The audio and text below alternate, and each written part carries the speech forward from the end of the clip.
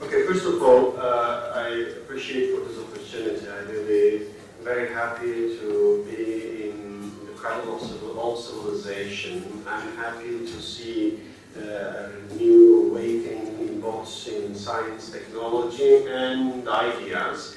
As an economist, I was very happy to discuss with my student that we get an Indian-born and educated guy as the CEO of Microsoft. So I think that, inshallah, that can happen in the area of the knowledge as well. So unfortunately, when you look at the history of mankind, the fight is all over equality, freedoms, and ultimately humanization or dehumanization. And when they don't know about your history and your contribution, then they don't treat you as a human. And unfortunately, the West is, in this regard, is not still up to the main principle. First of all, how many minutes I have it that I can arrange my speech accordingly? Time? Sorry, 15 minutes. 15 minutes off. Okay, so I have to be fast. Very first, the name, please. Maybe some of you can refer to names. I give brief information, provide some info about the background as well. My formal name is Necati, but informal name that I use when I did writing on Nursi is Furkan, mainly because in Turkey, in 2025 years I started to write on Nursi. It was not really, it was not good to even write on Nursi if you want to advance in career in university. So therefore I had to use two different names that for second professor would not recognize that actually I'm reading and writing on Nursi, because it was absolute obstacle. But I published several books and articles all with this nickname, so therefore those Nursi followers will know me as a Furkan, but my actual name is Necati. That's what I do at the university.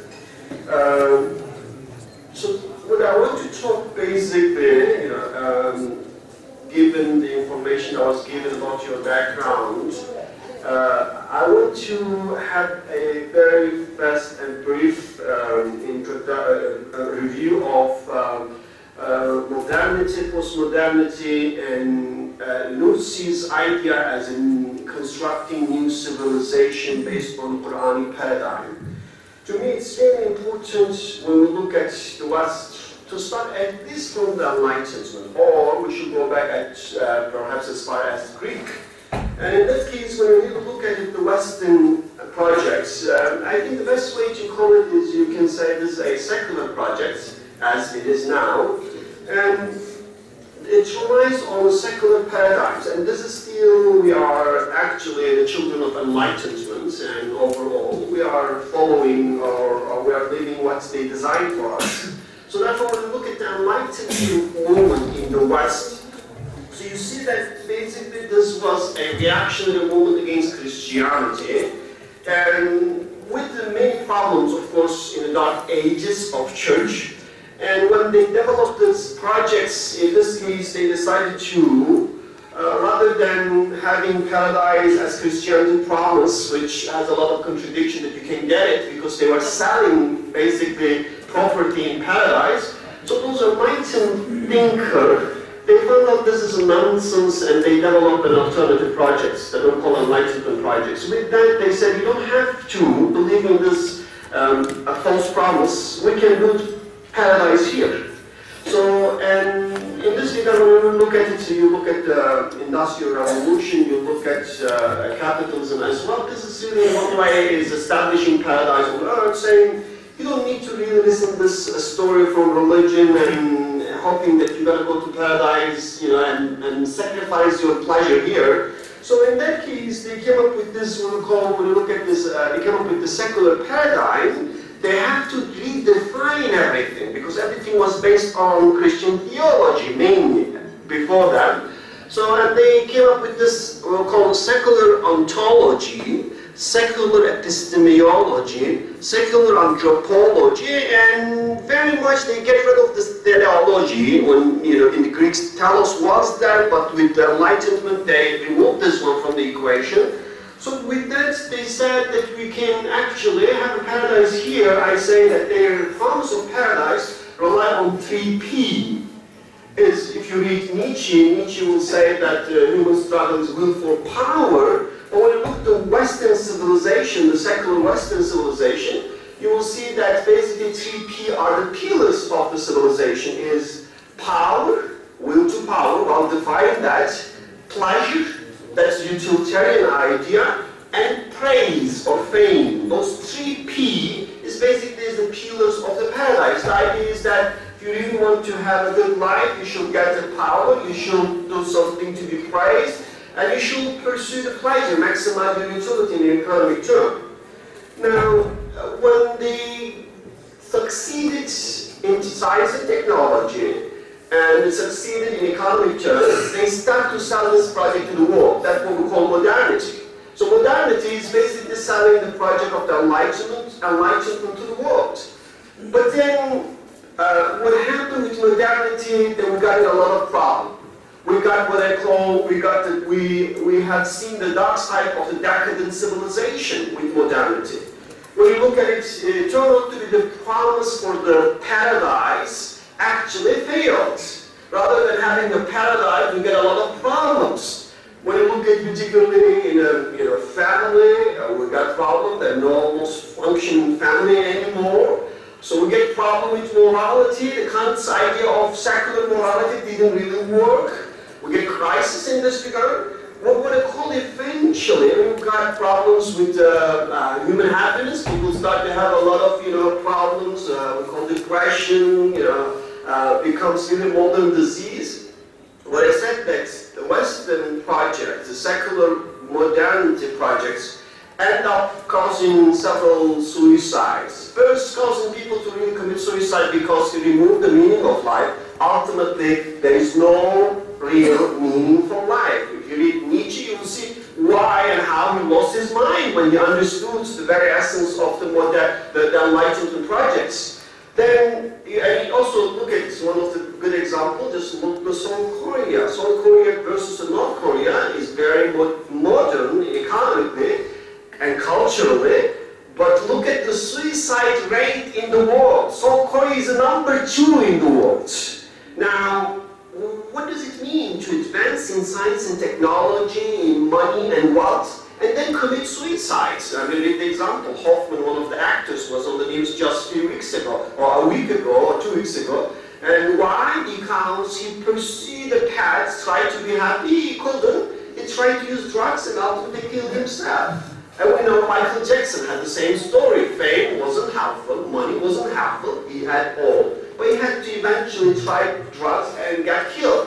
So in this case, you see the modern Western civilization bring suicide to humanity, bring homicide to humanity, bring ecocide, the killing of environment for the sake of, I mean, look at here, when I came here yesterday, this morning, the very first thing you see, this is the sign of capitalism, how polluting the air for the sake of making more money. So this is ecocide, killing ecology. And then I say the most important part, it kills the soul. I call solocides. So it's really what the civilization brings to humanity is full of suicides. So it's suicidal civilization. Yes, it's very powerful. I don't think there's any country civilization can truly, in this case, encounter or balance their power. But when you look at it, it has some internal conflict and causing them to collapse from within. Now, then what is the solution? So let me spend half of that on this issue. Basically, my reading of Nursi is not an ordinary scholar. He's not a person that will really just come and tell you we're Muslim, we keep our tradition, Nursi, in my view, is a person that would truly understand the West and Western problem, both modernity and post-modernity, and then truly know Islam and Islamic tradition of the thought, and who went back to the origin, which is Quran and Sunnah, and who came up with a new civilization project, what I call Quranic civilization.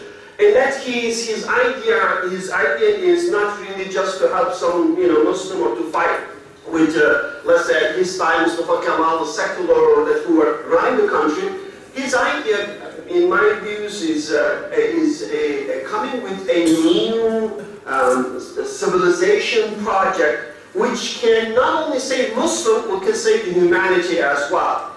And in this regard, I spent time trying to really understand what he's saying, what are essentially his thoughts. In my view, that if you want to really put the Nursi's view, you can say that he has this Tawheedi paradigm. So he established all of his view on the concept of Tawheed, which is essential in all of his writing. Any problem you have, he will connect to this problem of Tawheed and will offer you prescription from his Tawheedi understanding. Now with that, he started to come up with a very clear, very interesting explanation of first Tawheedi ontology. That rather than secular ontology, you offer a Tawheedi ontology first to look at the reality. Second, he came up with this Tawheedi epistemology that basically redefined the knowledge based on the understanding of Tawheed. Then he came up with Tawheedi anthropology to look at the human nature and to understand human being from both its strengths and weakness and try to offer in this case, a solution for happiness or problem based on this understanding. And also he has this, what I call Tawheedi teleology. Now, just an example I want to mention, two, three, like Tawheedi ontology.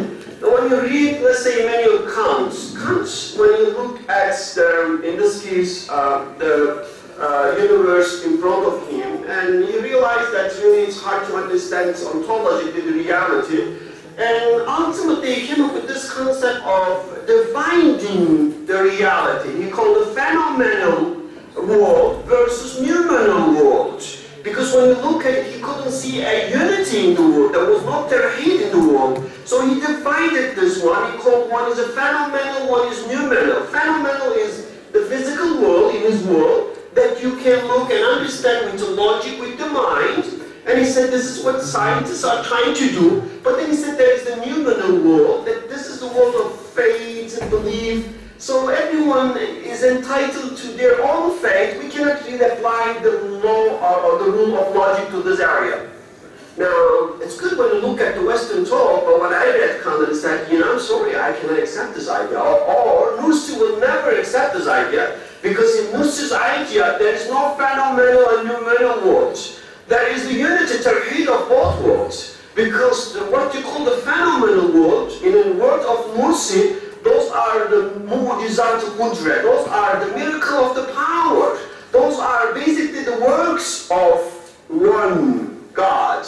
When you look at the noumenal, that the revealed knowledge, in this case, this is the words of God. So the works and the words of God cannot conflict with each other. One comes from his works, is the reflection of his power. The other comes from his words. And how come there could be, in this case, contradiction between two? And so he clearly argues that there's no duality in this regard. And in this regard, there's no difference between science and scientific and religious knowledge. They are ultimately aimed and to do the same thing. They will arrive to the same destination. They're just looking to two sides of the same coin. So that's for ontology. So in that case, Nursi argues that the secular ontology rely on the secular trinity. Then when you really look at it in Nursi's writing, that's what I call them secular trinity, because before in Christianity there was Christian trinity, Father, Son, and Holy Ghost. Now, when the Enlightenment thinkers rejected this nonsense idea, they came up with their own, what I call secular trinity. So now, rather than Father, we get Mother Nature. So now nature is one of the three gods of the secular science. Now, in this case, rather than Son, we get the causality, the cause as another things. And then rather than Holy Ghost, we get the strange chances. In that case, this becomes a kind of a secular trinity. Now, in Nursi's view, that's actually this is disturbing the reality.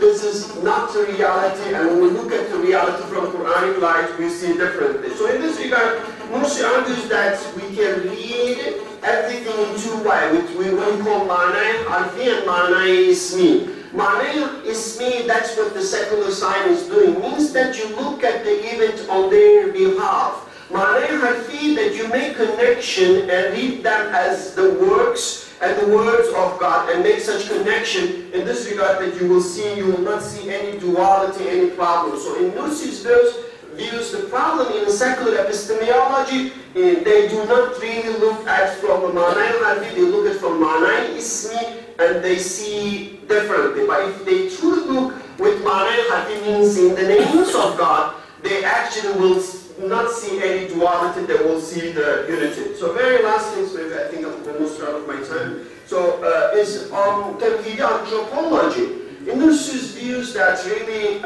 human nature is not as is described in the West, that you really, in that case, let's say, have a mind and then it's your life and your body, you can do whatever you want. Nursi has quite comprehensive understanding and theory of human nature based on his understanding of Quran and Sunnah. He argues that basically human being is God's most important projects. So every human being is God's most important projects here. But with human, he defined that there are weaknesses and strengths. So in weaknesses side, he defined that there is in human being nafs, which is the animal soul, and ego or and then ghadabiya is basically the anger, try to really control the others using the power. Those are, he argues, the weaknesses in human being has to be trained, has to be kept under control, which in this case, with someone following the Sunnah and Quranic education. But then he argues that also the three important positive side is not only mind, aql. He says what is even more important than aql is hearts. So he's not talking about educating mind alone. He's saying that knowledge ultimately has to get to the heart.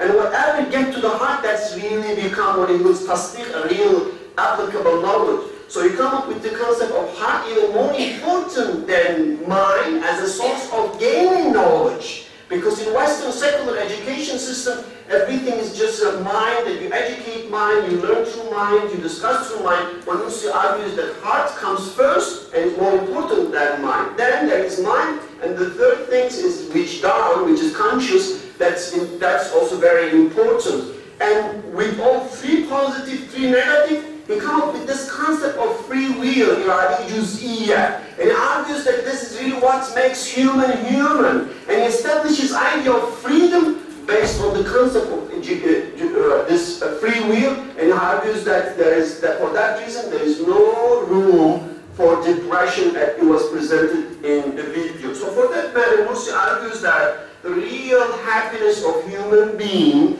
and the real improvement or excellence of human being, what you call insan al-kamil, is not when you think that you can do what you want, whatever you want, you just pursue. Instead that you become aware of your weakness and you control your negative side and you flourish your positive side with the guidance of Quran and the Sunnah, and then you can truly be human. He argues that, as Quran mentioned, you can even go beyond the angel, that you can get to the level that you can directly communicate with God as His Khalifa on the earth and gain the position above the all creation. In Nursi's view, every single human being has such potential and is created for this purpose. So for that matter, the purpose is not to really gain pleasure, have this and that. The purpose to really help a human being to be aware of the shortcoming and to find a way to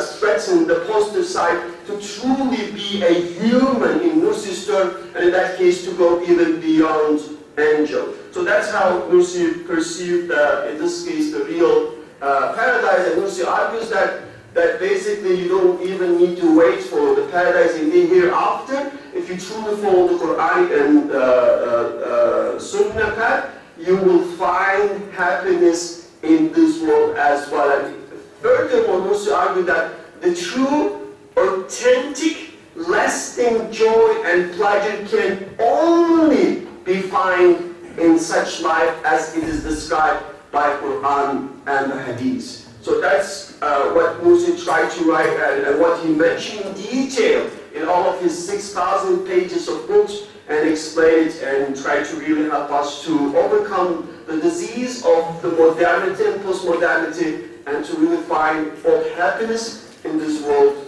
and in the hereafter. So with that, inshallah, I want to close, and may Allah help us to really understand such great ideas and benefit from and apply to our life, inshallah. Shukran jazeela. Thank you.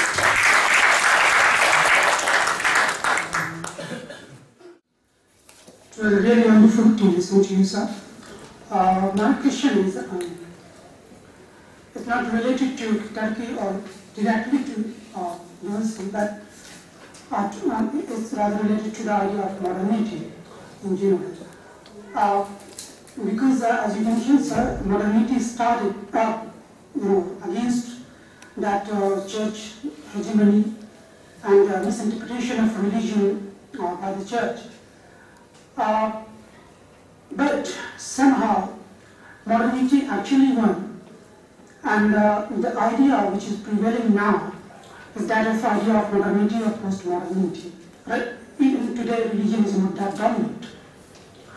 So, in case of Turkey, Islamism, sort of Islamism, after Erbakan and then Aydıner, it has come to the surface, and youth and women all are going back to Islam. My question is, why it is so that when in Egypt Muslim Brotherhood came to power, as per the media reports we have, Ikhwan actually failed to live up to the expectation of the people, and it is said that they were in a hurry. Do you think that those who are trying to counter modernity and establish Islamism, they have actually a problem to understand the modern world, and that's why they are not able to counter those problems as effectively as it should be done? Thank you. Yes. Okay. I think that was a very good question. First of all, I think that Musi and Nusi has a lot of things in difference. So I think if Musi follows Nusi, it wouldn't have happened. Something like that, okay? So, because in my view, that's basically the same thing in Turkey as well. Erbakan and Nusi are very much different. Erdogan get close to Nusi, but now he's getting away from Nusi and he has in trouble as well now. So, in this regard, the issue is this. I think when you look at the Muslim world, with particularly post-colonial Muslim world, you will see that we get three reactionary movements against the West and against modernity in general. So one that was really using the force, the Iraqi jihadist movement, and we call radical Islam in the West, they say. And basically fight back with them because they are coming here, they're after us, they do everything, so we need to fight back. That's, Quran has ayah on jihad, and some people took those ayah and says that we need to do that, okay? In the time of Mursi, when Mustafa Kemal was establishing secular regime and turning the 600 years of Islamic State upside down completely, creating a secular, not government or secular state only, a secular nation, redesigning nation. There was a movement, and there was a guy, his name was a lot of common with Mursi, his name was Said, or Sheikh Said, he's known as Sheikh Said. He argues that we should follow, in this case, Quranic ayah and declare jihad against those guys and fight with them, and after all, that's why we are here, we're not here for the dunya, for akhirah. But Mursi disagrees with Sheikh Said, because Mursi says that this is not the right. So Mursi clearly rejects the use of violence or force internally. Mursi fought the war. He was the prisoner of the war, but against in this case, not the enemy inside, the outside enemy. Okay? So inside, internal Mursi never ever, Because Nursi's argument is very clear, is that internally Muslims cannot fight with Muslims. Because if there's one innocent person got killed, that's the killing of one innocent person in Quranic terms is equivalent of killing entire humanity. So in this regard, Nursi follow what we call adalet al-mahsa, means absolute justice. So with that, Nursi reject the use of violence, despite all kind of oppression against him. And second was the political movement, we call political Islam. The political Islam, so you can say, in this regard, Ikhwan initially was to a certain extent radical, then they turned to political Islam with the Mursi. It was a political Islam project in this regard. But in Turkey as well, Erbakan is well known as the leader of Islamic political Islam. But Nursi will argue that this is not a good way, a solution either. And actually, in time of Nursi, there was party, not Erbakan came later, and acting behind the name of Islam, Nursi clearly rejects the solution. His argument was quite clear. He said that you cannot change society from above. You cannot go and gain the political power and use the power to change individuals, because Nursi believes that the change comes from within and come from the heart. So in this regard, when we really look at Nursi, Nursi argues that the Prophet, peace be upon him, what he did was a true revolution in the history of mankind. There is no radical change more than the changes that Prophet peace be upon him, brought to the society. In Nursi's views that the Prophet, peace be upon him, did accomplish this. And he said that Prophet was mahbub al-qulub, means that he first became the beloved of the heart. Then he said he became mu'allim al-uqul. Then he started to educate the mind after gaining the love of the heart. Then he became murabbi nufus. Then he started to actually train how to control your nafs, or nafs al-ammara particularly. Then he said he became sultan al-arwah. He truly became the king of the ruh and the king of humanity, and of believers. So in Nursi's views, the true kingdom or true change has to start with the heart. So in this regard, that he argues that you cannot, because after all, belief itself is the tasdeeq by heart. So therefore, you cannot force anyone to become believer. Nursi argues that if you gain political power, you can only make them to be munafiq. And he says that being munafiq is worse than being kafir. So therefore, let them to stay as a kafir rather than forcing them to actually be, in this case, be hypocrites. So for that reason, Nursi reject the political Islam as well. He was not with those moments. He clearly wrote about the wrong of using political Islam. But he argues that if the society changed from the within, when the society reached the level 60–70% of people want to have Islamic way of life even in government, they will bring the Islamic government anyway. He said this will be something come from the bottom, but should not come as a project from the top to change the society. So, but when we saw Nursi's way, Nursi preferred to really reach out individually. If you want to put it, you can say that he came up with education projects. Educating people one by one through writing books, through opening what you call madrasa darsana, through, in this case, spreading the idea. So in Nursi's view, this is a long path, it's very hard, but he argues that this is the long term, this is the only successful way to truly bring the change to society. So for that purpose, in my view, the failure of Mursi and I will say an Erbakan, and to a certain extent Erdogan, is to really not getting this point and believing that you as a Muslim have a mission to change society from the above, and reality, what we have seen, you cannot do that. Your intention is good, but you end up giving more harm than, in this case, benefit. Okay. Anybody else? Yes, we definitely agree with your views that the change should come within inside. And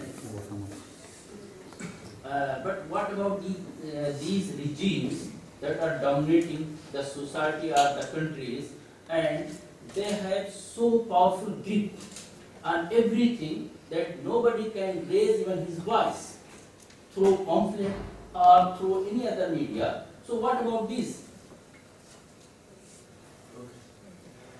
Good.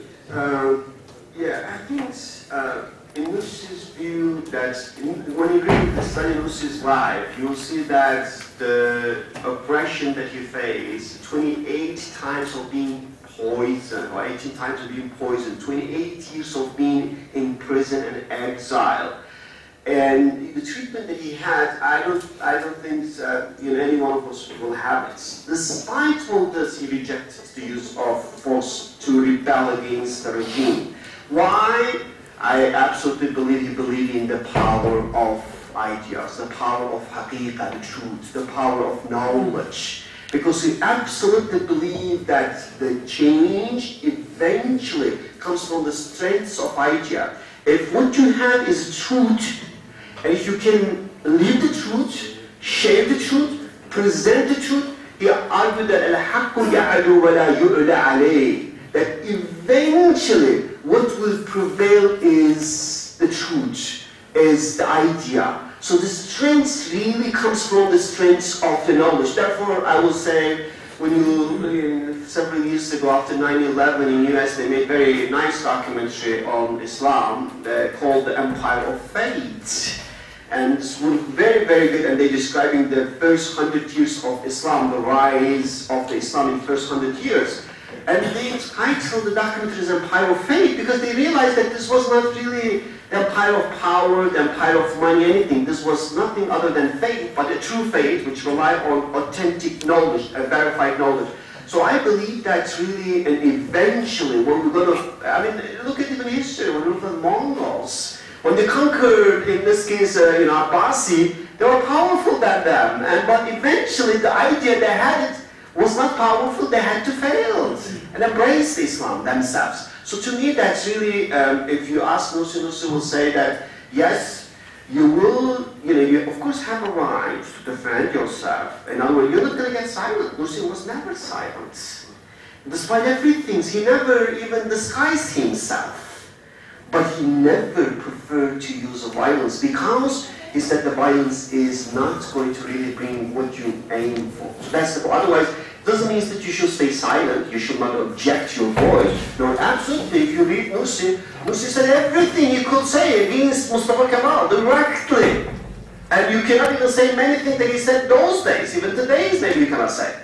But he said it clearly. So therefore I think against the whole idea is that yes, we want to do something, but what is the best way? What is the most effective way? In Nursi's view, is really through haqiqah, education, which is spreading the knowledge. Yes.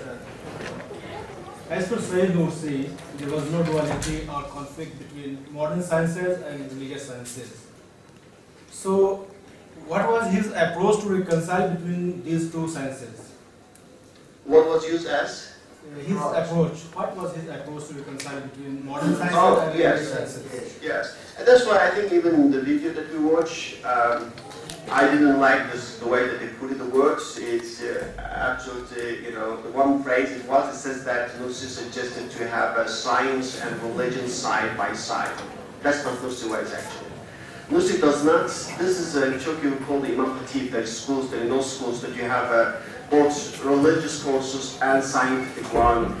To me, this is not what Nursi suggested. Nursi, from the very early age until the end of his life, that what I call Nursi's life's goal was to establish, he called Madrasatul Zahra.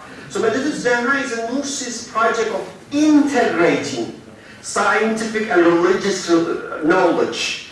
It's not teaching them side by side.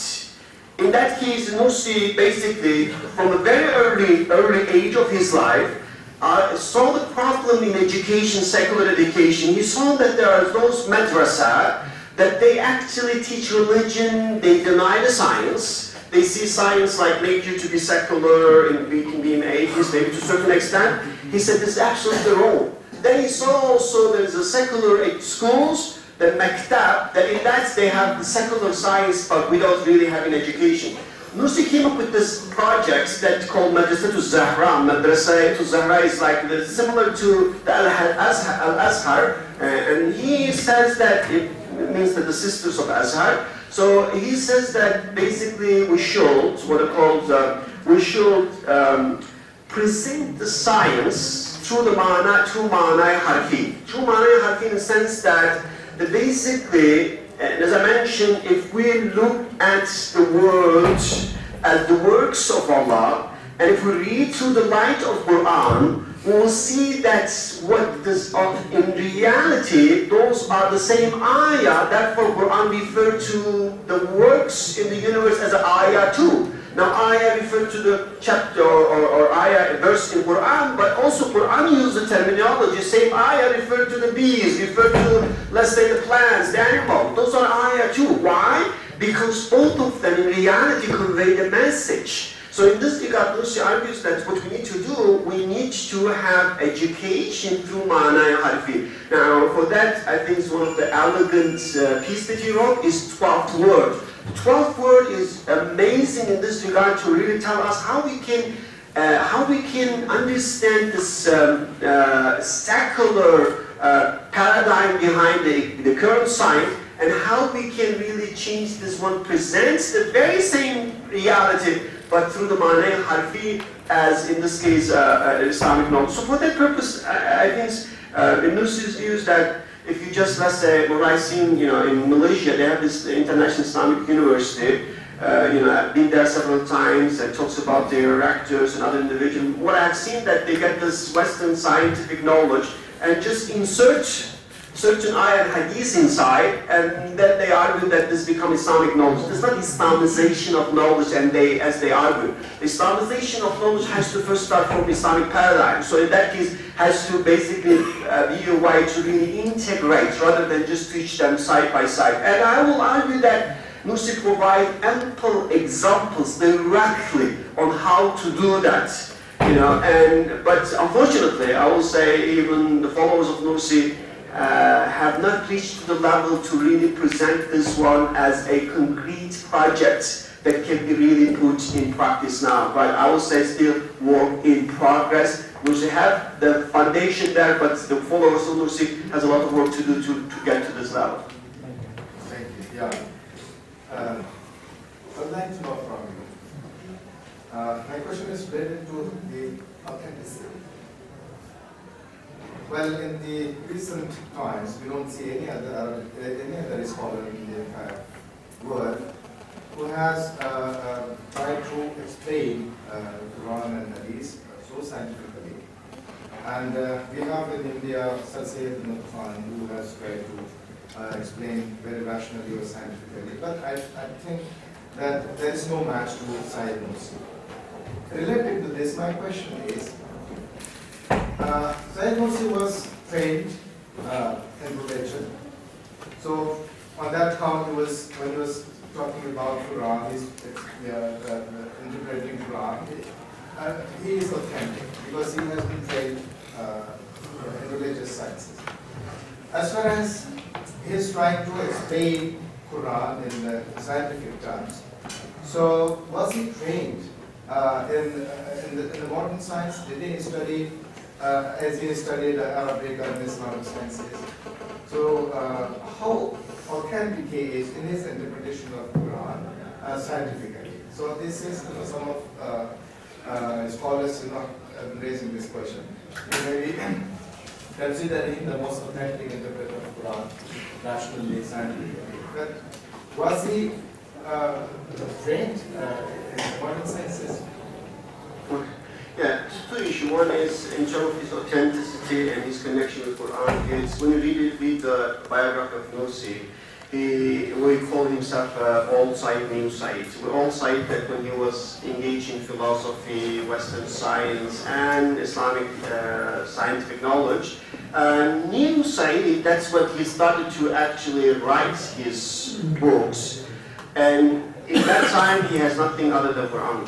And he clearly argued, and it's very clear that those who read Quran and read Rasail or the books of Nursi, you will absolutely see that this is a breach to the Quran. The source is Quran, the concept is Quran, the word is from Quran. It's absolutely, so therefore, I mean, I've been in Saudi Arabia for 3 years, and normally they are very strict on that. So when you have someone talking and they'll say, oh, our source is Quran, so why, you know, I mean, the Wahhabi thinking is that, you know, in this regard, it's out of mainstream. So, but still, I haven't seen that they have any objection to Nursi. Why? Because Nursi is speaking from Quran. Nursi is not speaking from himself. But Nursi is not limiting the knowledge of Quran to his understanding. He is saying that what I get is a one drop from the ocean of one verse of Quran.